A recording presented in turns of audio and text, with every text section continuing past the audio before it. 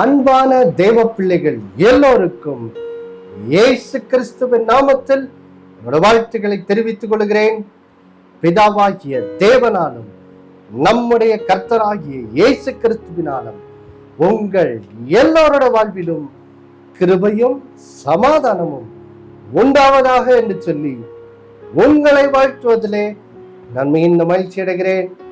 தேவ பிள்ளைகளே, நாம் ஒரு சில தினங்களில் கிறிஸ்துமஸ் பண்டிகை கொண்டாட போகிறோம்.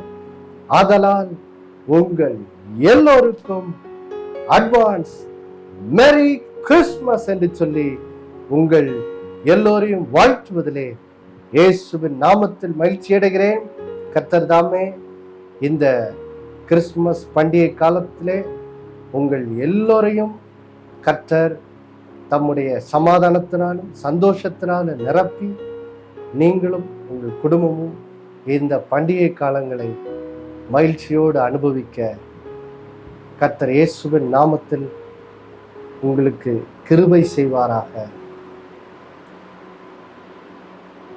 இந்த கிறிஸ்துமஸ் காலங்களிலே வெறும் பண்டிகை கொண்டாடும் சந்தோஷத்திலே கழித்து விடாமல் இயேசு எதற்காக இந்த உலகத்துக்குள் வந்தார் என்ற அந்த சத்தியத்தை உணர்ந்தவர்களாக, உணர்வு உள்ளவர்களாய் மாறி நாம் நாட்களிலே கர்த்தருக்காய் இன்னும் அதிகமாய் வாழ நாம் அர்ப்பணிக்கும் ஒரு நாட்களாய் இருக்கும்படியாக கிருபை செய்வாராக.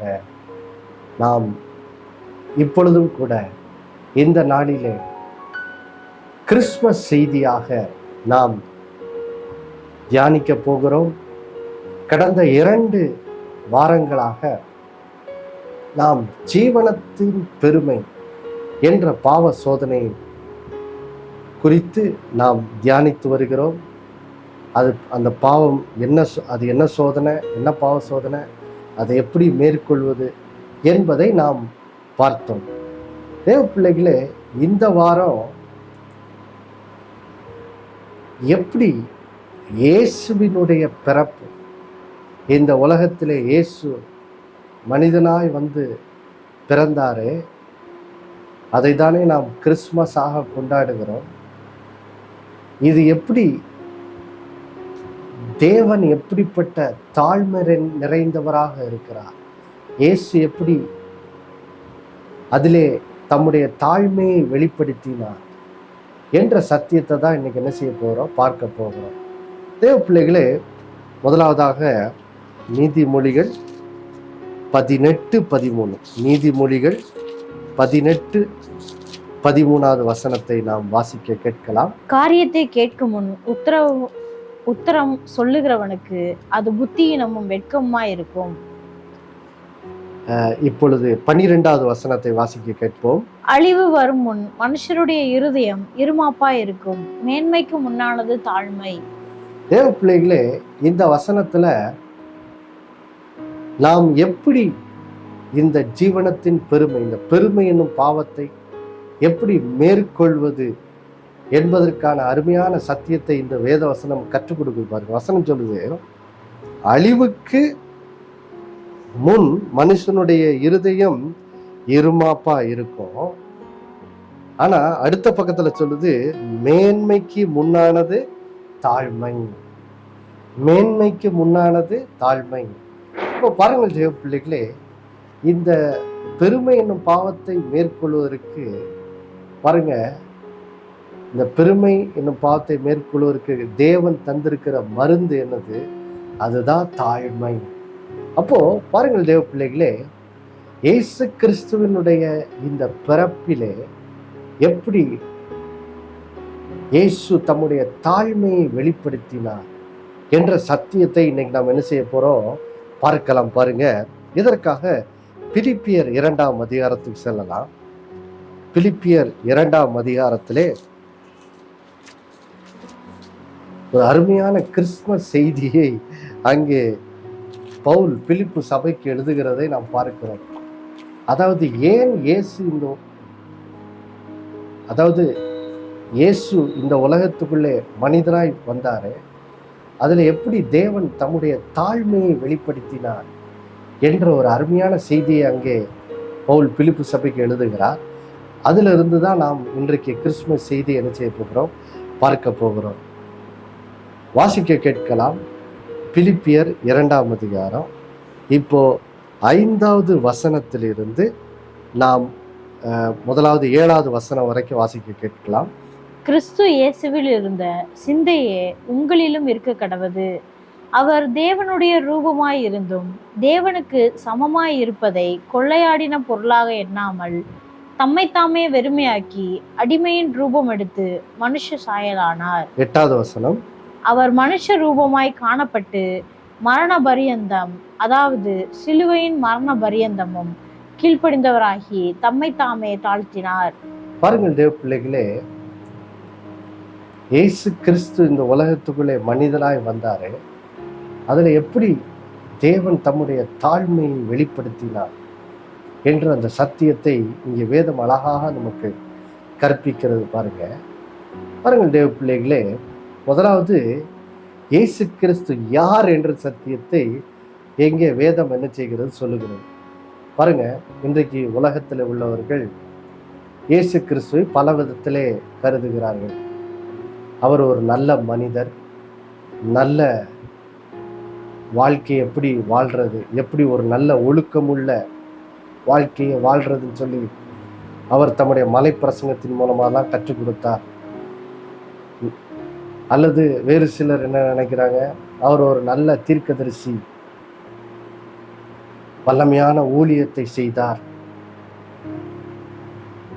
இப்படி பாருங்க, உலகத்துல ஒவ்வொருத்தரும் ஒவ்வொரு விதமாக இயேசுவை என்ன செய்கிறார்கள், பார்க்கிறார்கள். ஆனா இயேசு யார் என்று சொல்லி வேதம் நமக்கு வெளிப்படுத்துகிறது. பாருங்க, இயேசு யாரா பாருங்க. முதலாவது இப்போ மறுபடியும் 6வது வசனத்தை வாசிக்க கேட்போம். அவர் தேவனுடைய ரூபமாய் இருந்தும் தேவனுக்கு சமமாய் இருப்பதை கொள்ளையாடின பொருளாக எண்ணாமல். பாருங்கள் தேவ பிள்ளைகளே, முதலாவது பாருங்க, இயேசு கிறிஸ்துடைய பிறப்பிலே அவருடைய தாழ்மையை இயேசு வெளிப்படுத்துகிறாரு. அப்போ அவருடைய தாழ்மையை நம்ம புரிந்து கொள்ள வேண்டும் என்றால் முதலாவது அவர் யாருன்னு நம்ம என்ன செய்யணும், தெரிந்து கொள்ளணும். பாருங்க, இயேசு யார்? அவர் பாருங்க, இங்க வசனம் சொல்லுது, அவர் தேவனுடைய ரூபமா இருந்தும் தேவனுக்கு சமமா இருப்பதை கொள்ளையாடின பொருளா எண்ணாமல். அதாவது இயேசு கிறிஸ்து யார்?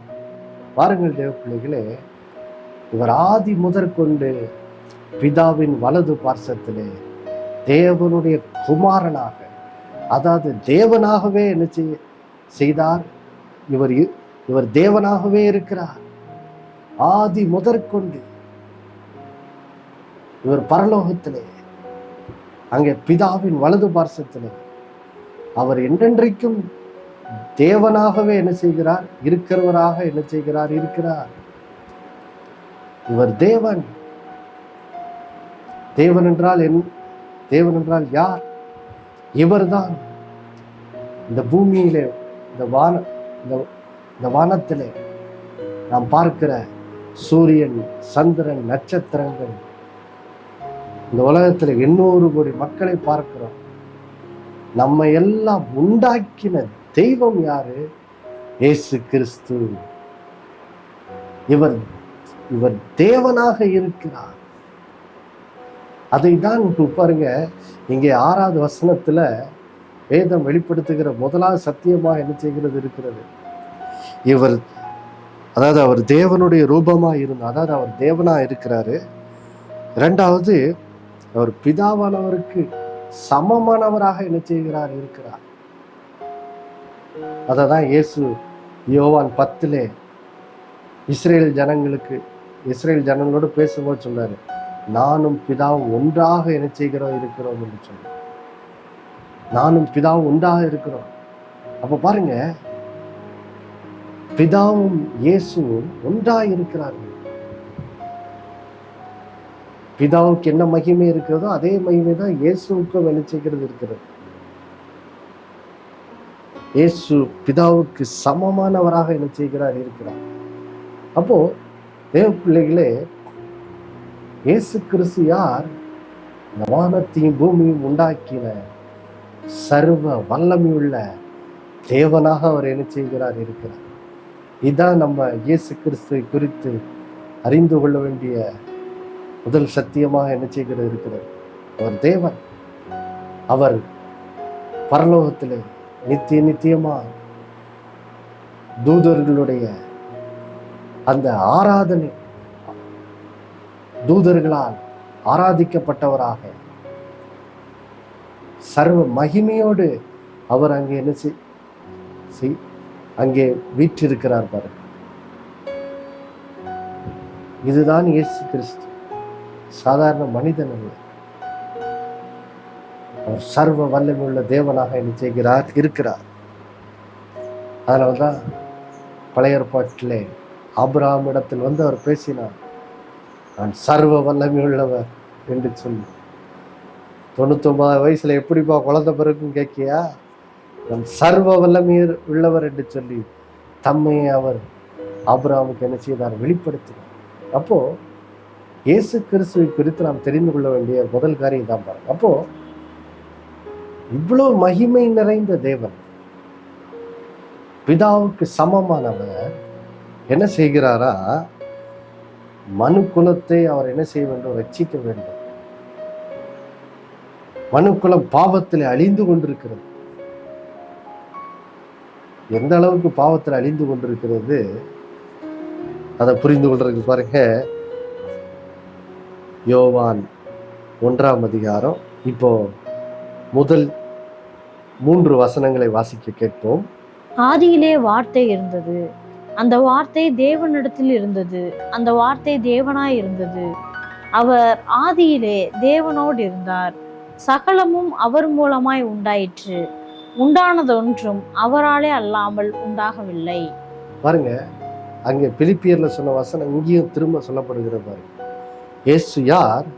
அவர் ஆதியிலே பாருங்க, ஆதியிலே வார்த்தை இருந்தது, அந்த வார்த்தை தேவனிடத்தில் இருந்தது, அந்த வார்த்தை தேவனா என்ன செய்தது? இருந்தது. இயேசு ஆதி முதற்கொண்டு பிதாவின் வலது பார்சத்தில் அவர் சிங்காசனத்தில் தேவனா என்ன செய்தார்? வீற்றிருந்தார். அந்த தேவன் தான் பாருங்க 2000 வருஷத்துக்கு முன்னாடி மனிதனா இந்த உலகத்துக்குள்ள வர்றாரு பாருங்க. அது மட்டும் இல்ல, சகலமும் அவர் மூலமா என்னது உண்டாயிற்று. இவர் தான் நம்மை சிருஷ்டித்த தேவன். இவர் தான் பாருங்க மனிதனா இந்த உலகத்துக்குள் வர்றாரு. அது எவ்வளவு பெரிய காரியம் பாருங்க, யோசிச்சு பாருங்க. இவ்வளவு பெரிய தேவன் மனிதனாய் வர்றது, அது எவ்வளோ ஒரு ஆட்சி. அதுல எப்படி அவரோட தாழ்மை வெளிப்படுது பாருங்க. யோவான் 1ஆம் அதிகாரம் 9வது வசனம். உலகத்திலே வந்து எந்த மனுஷனையும் பிரகாசிப்பிக்கிற ஒளியே அந்த மெய்யான ஒளி. 11வது வசனம். அவர் தமக்கு சொந்தமானதிலே வந்தார், அவருக்கு சொந்தமானவர்களோ அவரை ஏற்றுக்கொள்ளவில்லை. பாருங்க, அவர் மனிதனாய் வர்றது, இந்த உலகத்துக்குள்ள வந்து பிறக்கிறது எவ்வளவு விசேஷித்த தன்மையா இருக்குது பாருங்க. ஏனென்றால் பாருங்கள் தேவ பிள்ளைகளே, அவர் யார் நடுவிலே வந்து மனிதனாய் பிறக்கிறாரு? பாவிகளாய் பாருங்க, அவர்தான் மனிதனை உண்டாக்கினார். ஆனா அவரை உண்டாக்கின மனுஷனே இயேசுவை என்ன செய்கிறான்? நிராகரிக்கிறதை நாம் என்ன செய்கிறோம்? பார்க்கிறோம் பாருங்க. அன்றைக்கு யூதர்கள் இயேசுவை சிலுவையிலே அறையும்படிக்கு பாருங்க பிலாத்துக்கு முன்பாக கொண்டு போன போது பிலாத்து கேட்கிறான், உங்களுக்காக நான் பரபாசை விடுவிக்கணுமா அல்லது இயேசுவை விடுவிக்கணுமான்னு கேட்கும்போது அந்த யூத ஜனங்கள் எல்லாம் ஒரே சத்தமாய் சொன்னார்கள், இயேசுவை சிலுவையில் அறையும், எங்களுக்கு பரபாசை நினைச்சு விடுவியும் அப்படின்னு சொன்னாங்க பாருங்க. யோசித்து பாருங்க, இயேசுதான் இவர்களை சிருஷ்டித்தவர். அது மட்டும் இல்ல, இந்த இஸ்ரவேல் ஜனங்களை எகிப்திலிருந்து, இந்த எகிப்தின் அடிமைத்தனத்திலிருந்து மீட்ட தேவன் யாரு? ஆண்டவராக இயேசு கிறிஸ்து. அப்போ இந்த யூதர்கள் எல்லாம் இவருடைய சொந்த ஜனங்கள், தம்முடைய சொந்த ஜனத்தின் நடுவில் இவர் பிறக்கிறாரு. அவர்களை பாவத்திலிருந்து மீட்கும்படி பிறக்கிறாரு. ஆனா அவர்களோ அவரை என்ன செய்யல, ஏற்றுக்கொள்ளவில்லை. யோசித்து பாருங்க, மிகுந்த பொல்லாத இருதயம் நிறைந்த மனிதனை விடுவிக்கும்படிதான் இயேசு அவர்கள் நடுவிலே ஒரு மனிதனா என்ன செய்கிறார், பிறக்கிறார். அது ஒரு சாதாரண காரியம் அல்ல. அது அது அவருடைய அவ்வளவு பெரிய அன்பை என்ன செய்கிறது, அது வெளிப்படுத்துகிறது. பாருங்க மறுபடியும் பிலிப்பியர் 2க்கு போவோம். யோசிச்சு பாருங்க. அப்போ இயேசு இந்த உலகத்துக்குள்ளே மனிதனாய் பிறக்க வேண்டும் என்று தம்மையே பிதாவுக்கு அர்ப்பணிக்கிறார். அது ஒரு சாதாரண முடிவு இல்லை. இயேசுவுக்கு தெரியும், அவர் இந்த உலகத்துல பிறந்து அவர் இந்த உலகத்திலிருந்து ஊழியம் பண்ணும்போது ஜனங்கள் அவரை என்ன செய்வார்கள், நிராகரிப்பார்கள், அவரை துன்பப்படுத்துவார்கள் என்று இயேசுவுக்கு நல்லா என்னது தெரியும். மனிதர்கள் அவரை துன்பப்படுத்துவார்கள் என்று தெரிந்திருந்தும் கூட இயேசு பாருங்க, அவர் நினைச்சிருந்தா பரலோகத்திலே அவர் தம்முடைய சர்வ மகிமையோடு தூதர்களின் ஆராதனையை அவர் ஏற்றுக்கொண்டு அவர் நல்லா வசதியா, மனுஷர் பாஷையில சொன்னா நல்லா வசதியா பரலோகத்திலே என்ன செய்திருக்கலாம், இருந்திருக்கலாம். ஆனா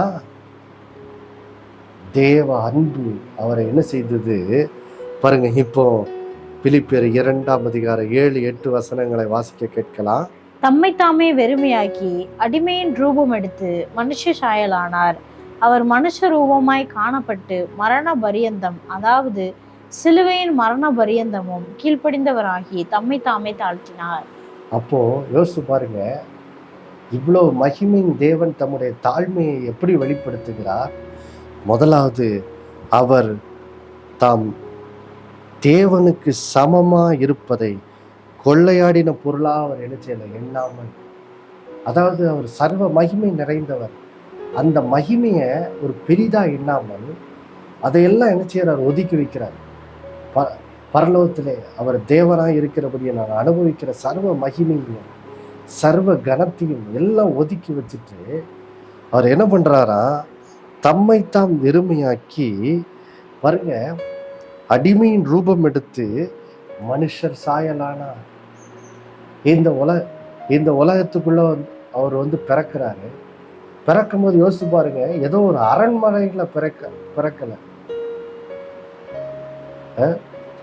அவர் ஒரு அரண்மனையில பிறக்கல. அவர் ஒரு சாதாரண பாருங்க, பெத்லெகேம் என்னும் ஒரு சிறிய ஊர்ல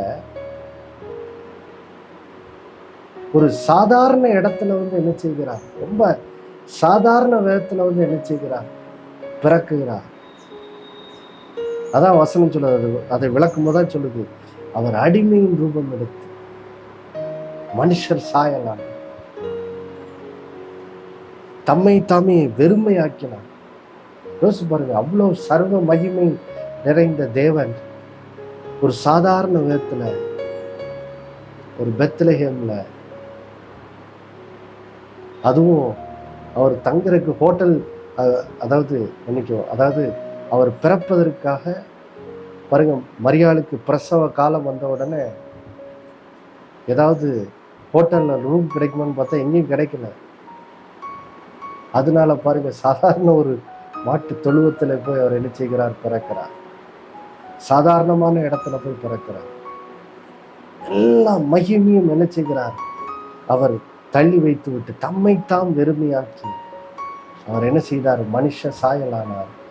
மனுஷர் சாயலானது, மனுஷர் சாயலாக இப்படியாக அவர் மனுஷனாக இந்த பூமியில பிறந்தது மாத்திரம் இல்லை, எல்லாவற்றுக்கும் மேலாக பாருங்க, 8வது வசனத்துல போட்டிருக்கு, அவர் மனுஷ ரூபமாய் காணப்பட்டு மரண பரியந்தம், அதாவது சிலுவையின் மரண பரியந்தம் கீழ்ப்படிந்தவராகி தம்மை தாமே என்ன செய்தார், தாழ்த்தினார். பாருங்க, முதலாவது இவ்வளவு மகிமை நிறைந்த இயேசு கிறிஸ்து, தேவனாகிய இயேசு கிறிஸ்து ஒரு மனுஷனாக வர்றதே ஒரு பெரிய காரியம்.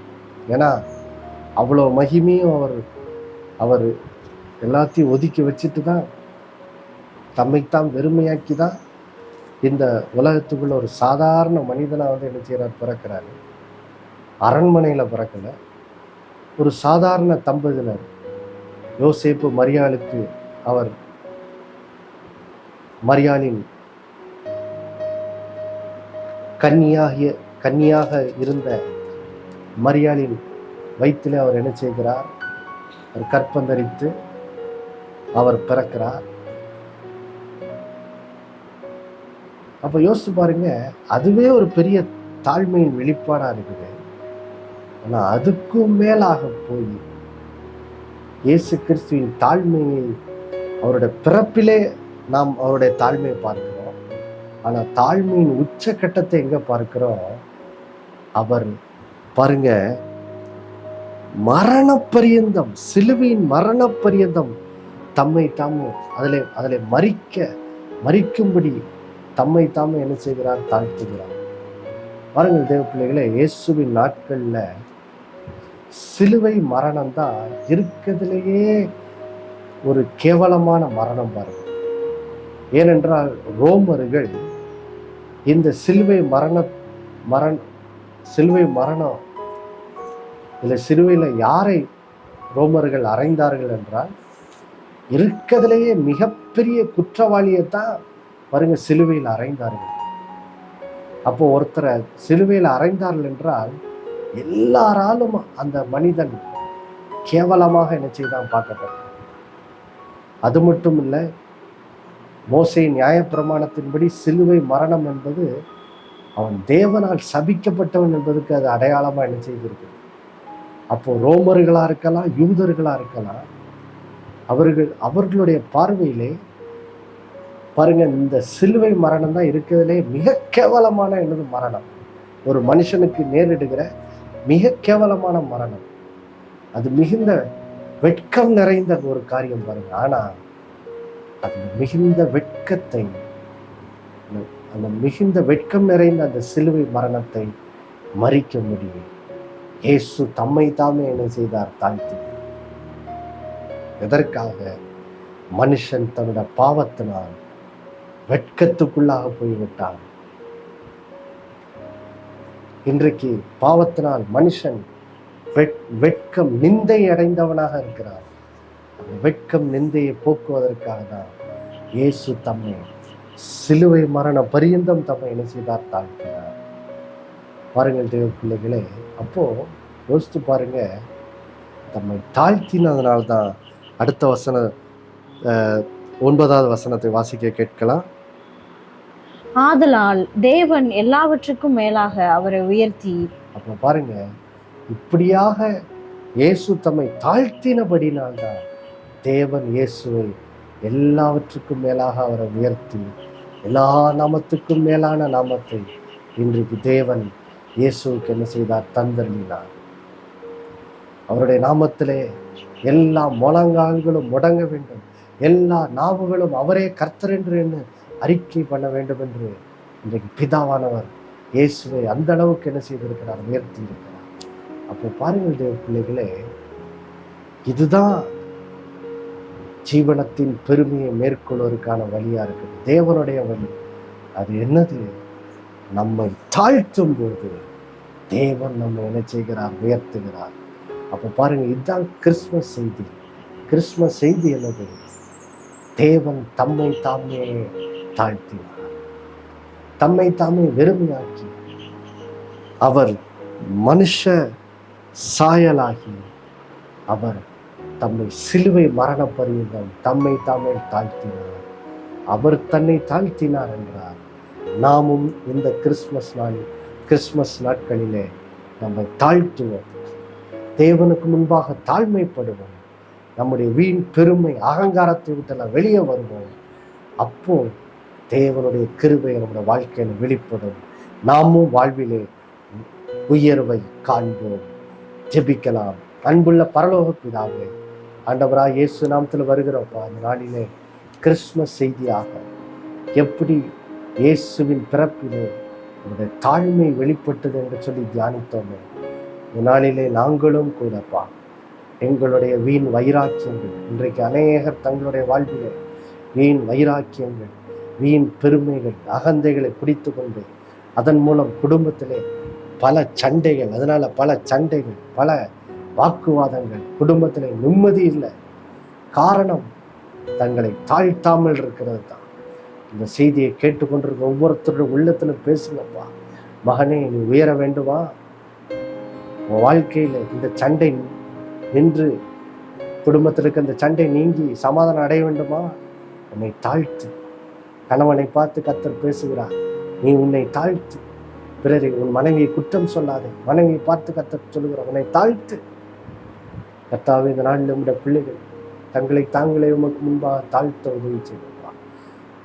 தங்களை தாழ்த்துவதன் மூலம் எப்படி இயேசுவை நீர் எல்லா நாமத்துக்கும் எல்லாம் உயர்த்துவீர்கள், அதே போல் இந்த பிள்ளைகளும் தங்களுடைய வாழ்க்கையில உயர்த்தப்பட நாளிலே தங்கள் தேவன் முன்பாக தாழ்மைப்படட்டும். அதன் மூலம் உடைய கிருபை அவர்கள் வாழ்வில் உண்டாகி அவர்களும் ஏற்ற வேளையில வாழ்வில் உயர்வுகளை காணட்டும். அதன் மூலம் ஜீவனத்தின் பெருமையினும் பாவத்திற்கு விலகி ஓடட்டும். இயேசுவின் மூலம் வேண்டிக் கொள்கிறோம் நல்ல பிதாவே, ஆமென். மறுபடியும் அடுத்த வாரம் சந்திக்க நினைப்பட்டு இயேசு ஆண்டவர் ஒவ்வொரு நாளும் அவர் மேல் விசுவாசம் வைத்து வாழ்வார். ஆமென்.